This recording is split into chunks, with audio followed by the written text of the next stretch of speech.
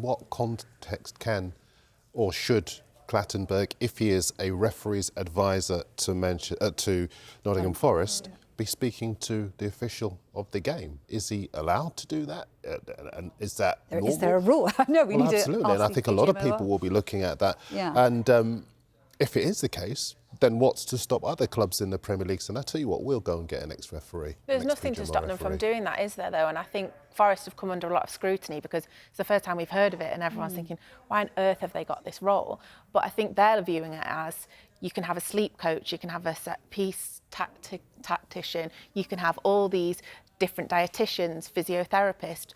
Why wouldn't you have a referee's assistant or someone who looks at what the refs do? And I think Marinakis, who's the owner, looks at a lot of different sports, and apparently it's quite commonplace in other sports to have this sort of analyst within your team. So he's looked at that and thought maybe that's something that can give us an edge and help us. So I think it's just alarming for us because it's the first time any of us have ever heard of it in football. Yes, and you might think that he would have not necessarily got involved yesterday, but he very much did get involved, you know, in terms of you would expect him to talk to Nuno and the players potentially after the game, you know, maybe Monday morning, assessing the game. But it felt that he was right in the thick of things yesterday. I think that's the key thing. And let's not kid ourselves. We're both journalists. We've both been to games where if you know that there is somebody who has a role at the club of significance, who is newsworthy, you try to speak to them. And normally you don't get to. No, normally you don't get to, exactly. No. But in this case, it's fascinating because of what it represents. You know, is there... And listen, we talked in the previous show about the fact that Arsenal do have Nicolas Jova as a set-piece coach, and he's done a superb job. They have scored the most goals by set-piece than any other club in the Premier League at the moment.